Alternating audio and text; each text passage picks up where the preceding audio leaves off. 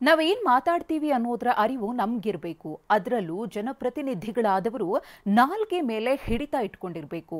ಆದ್ರೆ ಹರಿಹರ ಬಿಜೆಪಿ ಶಾಸಕ ಬಿಪಿ ಹರೀಶ್ ನಾಲ್ಗೆ ಮೇಲಿನ ಹಿಡಿತ ಕಳ್ಕೊಂಡು ಇದೀಗ ಇಕ್ಕಟ್ಟಿಗೆ ಸಿಲುಕಿದ್ದಾರೆ.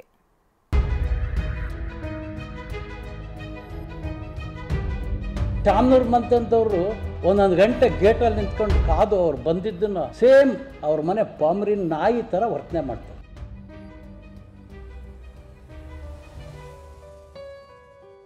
ಆಡಿದ ಮಾತು ಒಡೆದ ಮುತ್ತು ಎರಡೂ ಹಿಂದಕ್ಕೆ ಬರಲ್ಲ. ಆಡಿದ ಮಾತೆ ಹರಿಹರ ಬಿಜೆಪಿ ಶಾಸಕ ಬಿಪಿ ಹರೀಶ್ಗೆ ಆಪತ್ತು ತಂದಿಟ್ಟಿದೆ. ಎಸ್ಪಿ ಕುರಿತ ಅವಹೇಳನ, ಬಂಧನದ ಭೀತಿ.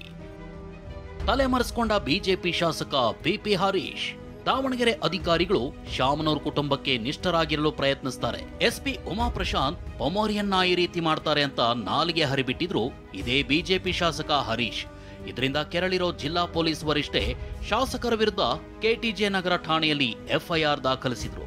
ಇದರಿಂದಾಗಿ ಪೊಲೀಸರು ವಿಶ್ವೇಶ್ವರಯ್ಯ ಪಾರ್ಕ್ ಬಳಿಯ ಶಾಸಕರ ಮನೆಗೆ ತೆರಳಿದ್ರು.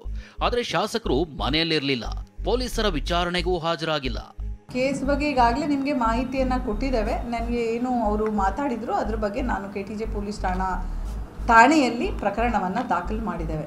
ಉಮಾ ಪ್ರಶಾಂತ್ ವಿರುದ್ಧ ಮಾತನಾಡಿರೋ ಶಾಸಕ ಹರೀಶ್ ವಿರುದ್ಧ ದಲಿತ ವಿಮೋಚನಾ ಸೇನೆ ಕೆರಳಿದ್ದು ಶಾಸಕರ ವಿರುದ್ಧ ಶಿಸ್ತು ಕ್ರಮಕ್ಕಾಗ್ರಹಿಸಿ ಎಸಿ ಕಚೇರಿ ಮುಂದೆ ಪ್ರತಿಭಟಿಸಿತು.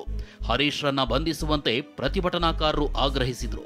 ಈಗ ರಾಜ್ಯ ಮಹಿಳಾ ಆಯೋಗ ಕೂಡ ಇದೇ ಕೇಸ್ನಲ್ಲಿ ಎಂಟ್ರಿ ಆಗಿದೆ. ಪೂರ್ವ ವಲಯ ಐಜಿಪಿ ರವಿಕಾಂತೇಗೌಡರಿಗೆ ಪತ್ರ ಬರೆದಿರೋ ಡಾಕ್ಟರ್ ನಾಗಲಕ್ಷ್ಮಿ ಚೌಧರಿ ಮಹಿಳೆಯ ಘನತೆಗೆ ಧಕ್ಕೆ ತರೋ ಮಾತನಾಡಿರುವ ಶಾಸಕರ ವಿರುದ್ಧ ಕ್ರಮಕ್ಕೆ ಸೂಚಿಸಿದ್ದಾರೆ.